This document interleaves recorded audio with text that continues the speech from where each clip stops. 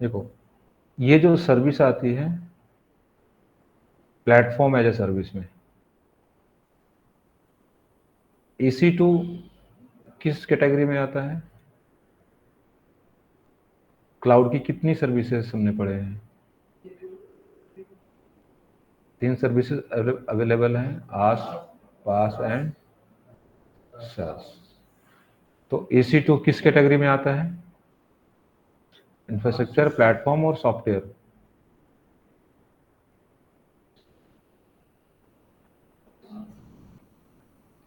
अरे EC2 जब बनाते हो, EC2 मतलब क्या है? मशीन तो बना रहे हैं, मशीन के आई लिए। से क्या बताया सर आपने? हाँ, IaaS क्या है ये? किसी भी क्लाउड की सर्विस जो यूज करते हो ना, ये 3 कैटेगरी में आती है। हम्म, या तो इंफ्रास्ट्रक्चर एज ए सर्विस आएंगे, या तो प्लेटफॉर्म एज ए सर्विस, या तो सॉफ्टवेयर एज ए सर्विस। तो ठीक है। ये सर EC2 जो है IaaS में आएगा सर। हाँ, इंफ्रास्ट्रक्चर वाले में आएगा। जो लैम्डा सर्विस है वो किस में आता है? प्लेटफॉर्म एज ए सर्विस में। ठीक है। सपोज करो तुम्हारे पास एक कोड है पाइथन का या फिर जावा का। ठीक है। इसे क्लाउड में तुम्हें रन करा करके चेक करना है, टेस्ट करना है कि प्रॉपर ये वर्क कर रहा है कि नहीं कर रहा। क्या करोगे इसके लिए?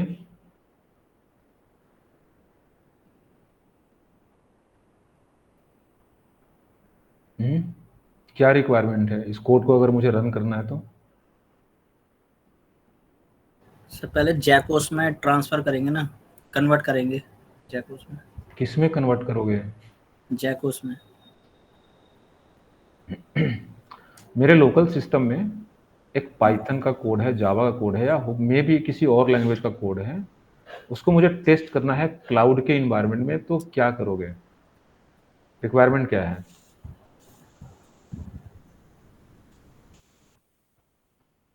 अरे सबसे पहले सर्वर तो बनाओगे ना, एक मशीन रेडी करोगे। उसके बाद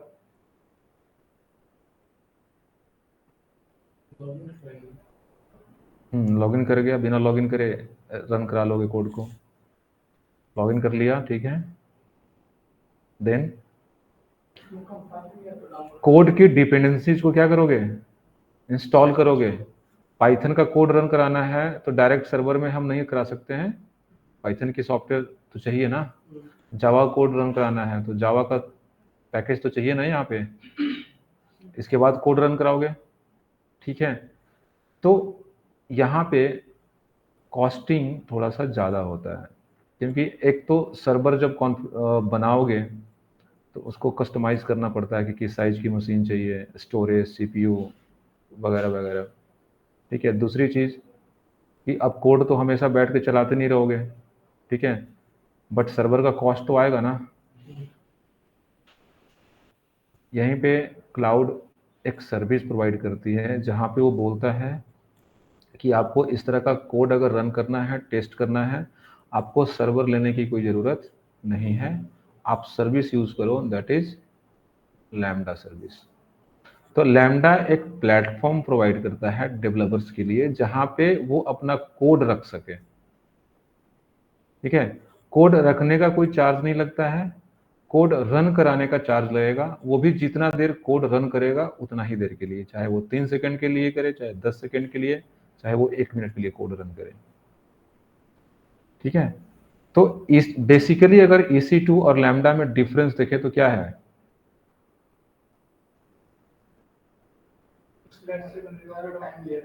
यहाँ पे पहला डिफरेंस, बिग डिफरेंस है कि यहाँ पे सर्वर तुम्हें मैनेज करना पड़ रहा है, यहाँ पे सर्वर मैनेज नहीं करना पड़ रहा है।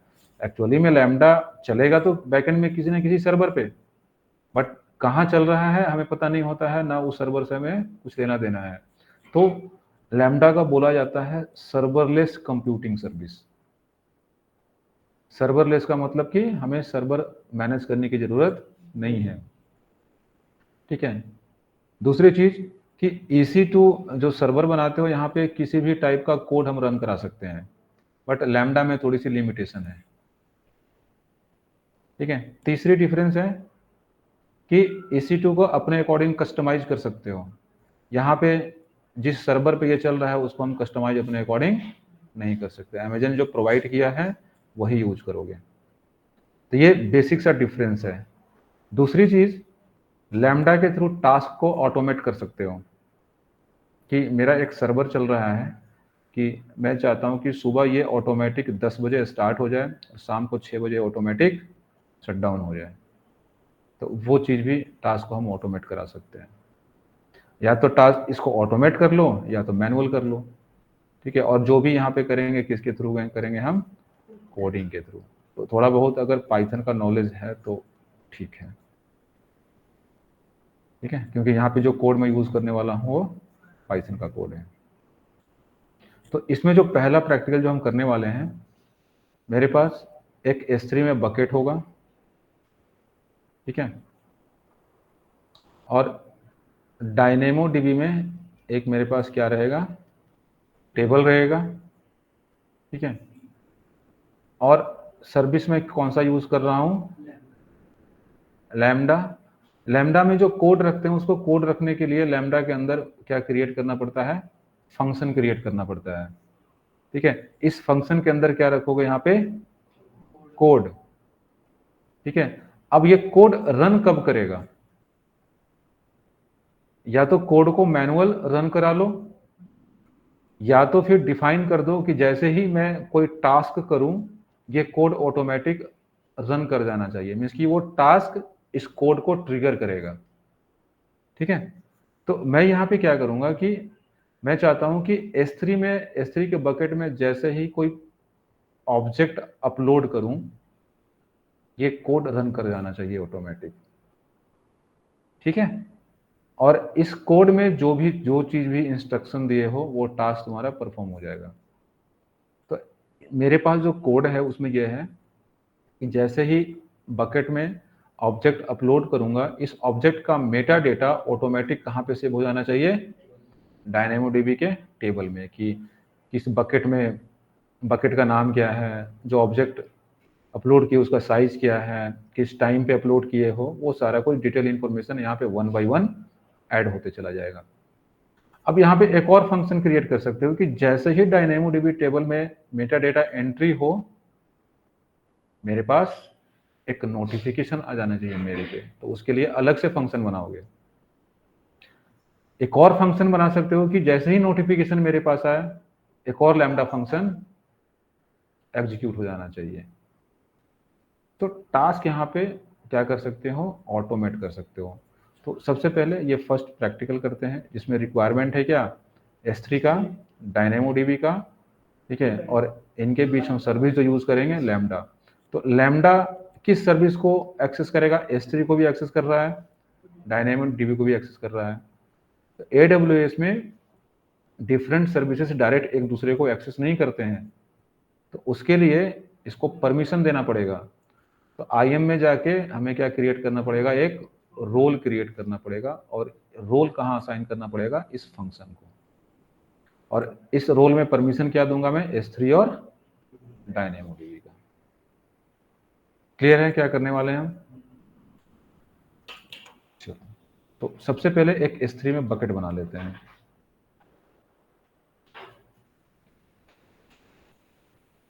यहाँ पे आ जाओ, चलो ये S3,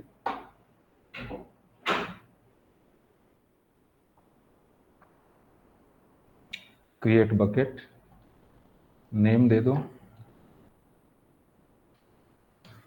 लैम्डा बकेट, डेट क्या है, ठीक है।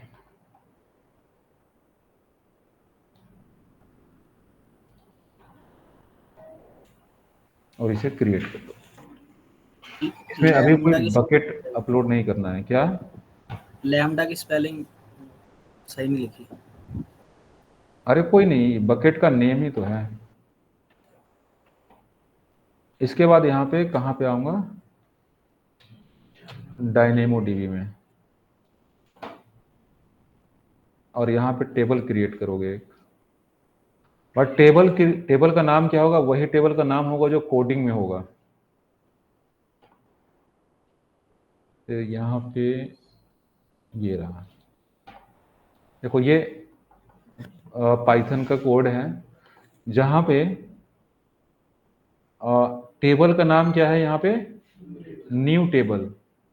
तो यही डायनामोडीबी में टेबल का नाम रखना है, ठीक है। और जो मेरा एक्सेस पैटर्न रहेगा, इसकी जो पार्टीशन की रहेगा, वो क्या रहेगा, यूनिक रहेगा।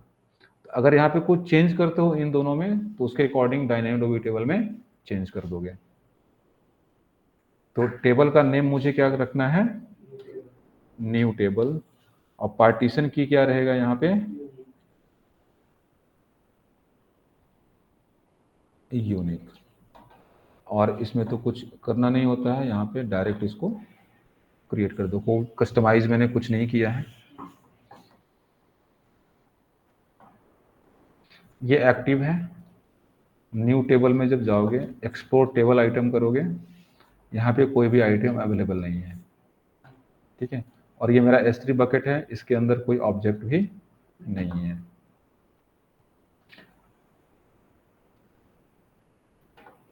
और यहाँ पे अब मैं चलूंगा कहाँ पे, IAM में। एक रोल भी चाहिए, तो यहाँ से रोल क्रिएट करोगे, create role. AWS service use क्या केस क्या रहेगा, लैम्डा रहेगा, ठीक है। नेक्स्ट करो। परमिशन किस किस चीज़ की देनी है, तो इसे S3 की परमिशन चाहिए।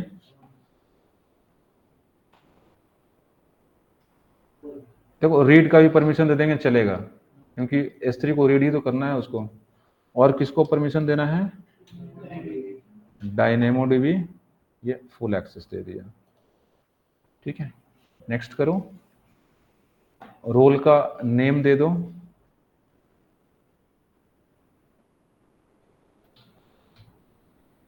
Lambda role.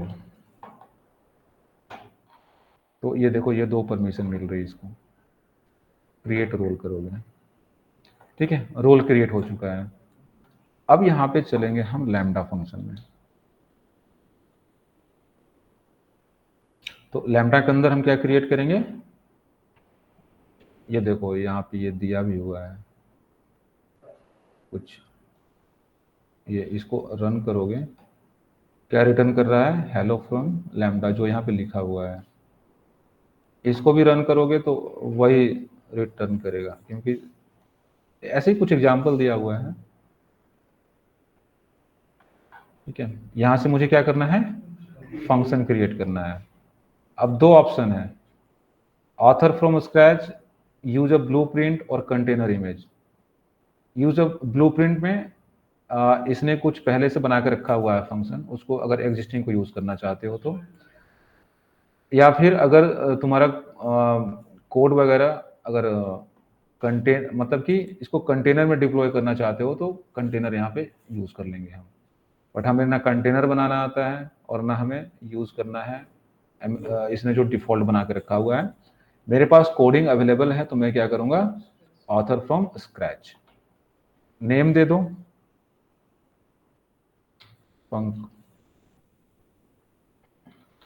फंक्शन 1 दे दिया। अब ये पूछ रहा है कि रन टाइम किस लैंग्वेज में तुम्हारा कोड है, तो मेरा क्या है यहाँ पे, पाइथन में। देखो इतने लैंग्वेज को लैम्डा सपोर्ट करता है अभी, ठीक है। तो मेरे पास क्या है यहाँ पे, हाँ ये है ना। और देखो दूसरा लेना है तो यहाँ से ले लो। नहीं अंतर है, ऐसा नहीं, कुछ नहीं है, अंतर नहीं है, ठीक है। सारे तो 3 वाले ही हैं। पाइथन में एक दिक्कत है कि बैकवर्ड कॉम्पेटिबिलिटी नहीं होती है। मीन्स कि अगर 3.0 का कोड है और उसको चाहोगे कि पाइथन के 2.0 में चला लें, तो नहीं चलेगा, ठीक है। अब यहाँ पे परमिशन न्यू क्रिएट नहीं करना है, कि ऑलरेडी हमने क्रिएट कर दिया है। यूज एग्जिस्टिंग, और रोल का नेम क्या था, लैम्डा रोल, जिसमें परमिशन हमने दिया हुआ है। और यहाँ पे क्रिएट फंक्शन कर लोगे। देखो ये एक फंक्शन बन गया। इस फंक्शन में यहाँ पे अलग अलग टैब्स हैं, ठीक है। तो एक कोड है फंक्शन में, यहीं पे हमें कोड रखना है। तो यहाँ पे क्या करोगे, इसको जस्ट कॉपी कर रहा हूँ और यहाँ पे इसको सबको डिलीट करो और यहाँ पे पेस्ट कर दिया। कहाँ गया,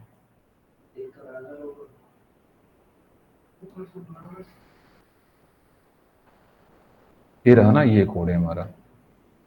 ठीक है, कोड रखने के बाद इसको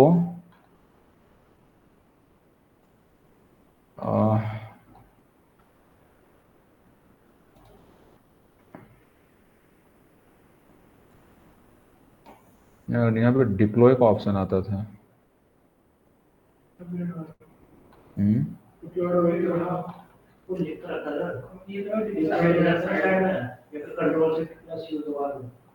ये है ना, इसको डिप्लॉय कर दोगे। ठीक है, तो पहले यहाँ पे ऑप्शन था यहाँ पे डिप्लॉय का, डिप्लॉय कर दोगे। दूसरी चीज, ट्रिगर डिफाइन करोगे कि इस फंक्शन के अंदर जो ये कोड रखा हुआ है कब रन करेगा। तो ट्रिगर कौन करेगा, S3। Ad trigger, source define करो, कौन रहेगा हमारा, S3। और S3 में कौन सा बकेट, इसी नेम से है। ठीक है, कौन सा इवेंट होगा, कॉपी करोगे, डिलीट करोगे, पुट करोगे। ठीक है, तो मैंने यहाँ पे ऑल कर लिया है। किसी भी तरह का हम परफॉर्म करेंगे फंक्शन S3 के अंदर तो ट्रिगर होना चाहिए। यहाँ से ये इसको एक्नॉलेज कर दूं एंड ऐड, तो देखो यहाँ पे ट्रिगर ऐड हो गया।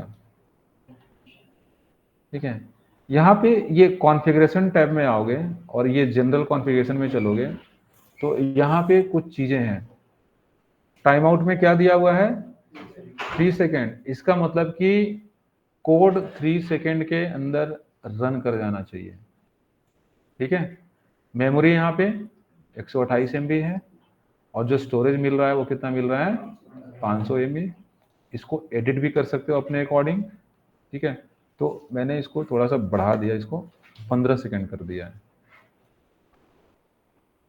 तो मे भी कोड थोड़ा सा टाइम ले, तो 3 से मैंने कर दिया 15 सेकेंड।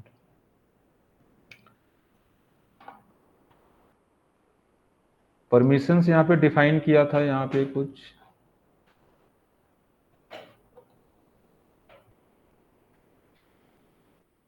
तो ये देखो कुछ परमिशंस इसको मिले हुए हैं। और यहाँ पे ट्रिगर्स तो अभी डिफाइन किया था S3, यहाँ से भी ट्रिगर ऐड कर सकते हो। ठीक है, अब देखो यहाँ मैंने थोड़ा सा लिमिटेशन है इस चीज़ का कि इसकी ना एक फिक्स साइज है। जैसे मेमोरी चाहो तो 10,240 MB से ज़्यादा नहीं ले सकते हो, उसी तरह 10 GB से ज़्यादा स्टोरेज भी नहीं ले सकते हो। ये स्नैप स्टार्ट कुछ है जो सिर्फ और सिर्फ आई थिंक पहले तो जावा के लिए ये काम करता था, अभी कुछ अपडेट किया उन्होंने, पाइथन के लिए भी काम कर रहा है ये। ठीक है, तो ऑलरेडी ऑलमोस्ट हमारा कंप्लीट है। बकेट बना दिया, टेबल बना दिया, फंक्शन बना दिया, फंक्शन में हमने कोड भी रख दिया और ट्रिगर भी ऐड कर दिया। ठीक है, और हमने यहाँ पे इसको कोड को डिप्लॉय भी कर दिया है।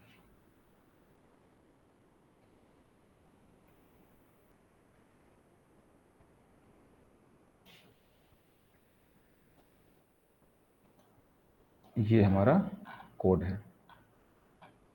तो यहाँ पे चलते हैं, कहाँ पे गया, ये मेरा बकेट है, यहाँ पे कुछ अपलोड करता हूँ। ऐड फाइल, कुछ इमेज नहीं है, इसको अपलोड करते हैं।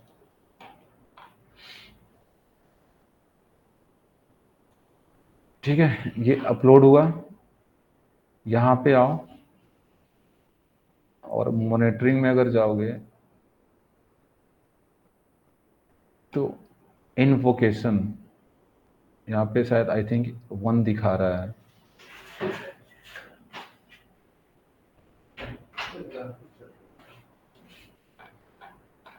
कोई नहीं, यहाँ पे अगर ये टेबल है, टेबल कहाँ गया, ये है ना हमारा टेबल।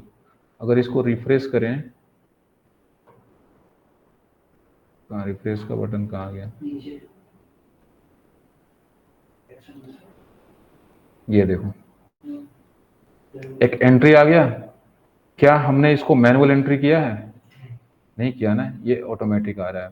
ये देखो बकेट का नेम दिखा रहा है, इवेंट क्या किया गया, इसको क्रिएट किया गया है, टाइम है, ऑब्जेक्ट का नेम है और इसका साइज है। अब नेक्स्ट टाइम जैसे मान के चलो फिर से कुछ अपलोड कर रहा हूँ, अपलोड ऐड फाइल्स, इसको ऐड किया, अपलोड करो इसको, टेबल में आ जाओ, इसको रिफ्रेश करो, देखो एक और एंट्री आ गई यहाँ पे। फिर से अपलोड करोगे, upload add files, open, upload, table में आ जाओ, रिफ्रेश करो, एक और एंट्री आ गई यहाँ पे। तो ये जो टास्क हो रहा है ये ऑटोमेटिक हो रहा है, हम नहीं करा रहे हैं। ठीक है, किसके बेस पे हो रहा है, यहाँ पे जो कोडिंग रखा है ना हमने, इसके बेस पे। तो ये देखो क्या क्या अपलोड होगा, ये बकेट का नेम,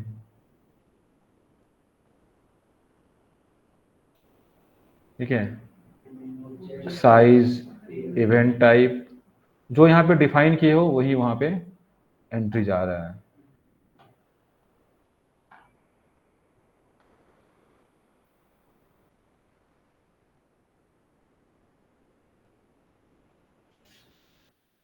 अब यहाँ पे तो दिखा रहा है कि 2 टाइम कोड क्या हुआ है, इन्वोक हुआ है।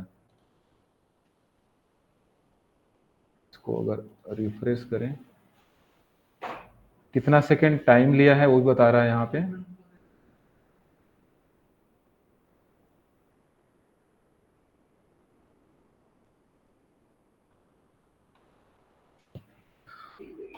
बाकी ये टेस्ट है, कोड को अगर मैनुअल तुम्हें रन करा कर देखना है कि कुछ एरर आ रहा है या नहीं आ रहा है तो यहाँ से कर सकते हो। ठीक है, तो एक तो ये सिंपल सा ये एग्जांपल है। ठीक है, तो AWS के साथ अगर थोड़ा बहुत पाइथन, मतलब बहुत डीप में नॉलेज नहीं होना चाहिए, एटलीस्ट इतना होना चाहिए कि अगर कोई कोड पाइथन में लिखा हुआ तो देख के समझ सको उसको। ठीक है, तो बेसिक नॉलेज होना चाहिए। ठीक है, दूसरी चीज कि इस टास्क को हम क्या कर सकते हैं, ऑटोमेट कर सकते हैं। कैसे, इस चीज को करके देखते हैं।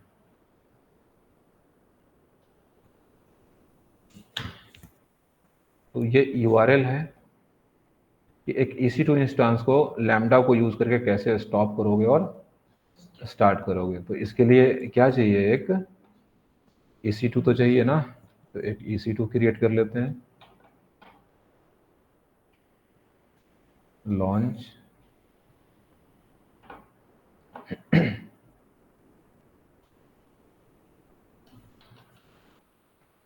EC2, चलो कोई मशीन ले लेते हैं, क्या फर्क पड़ता है, की पेयर, और इसको लॉन्च कर दिया।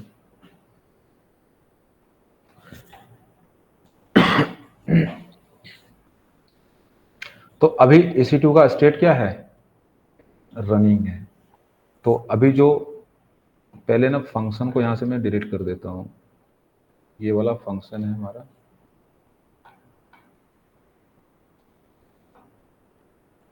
इस फंक्शन का कोई काम नहीं है। कंफर्म, ठीक है, कोई फंक्शन नहीं है यहाँ पे।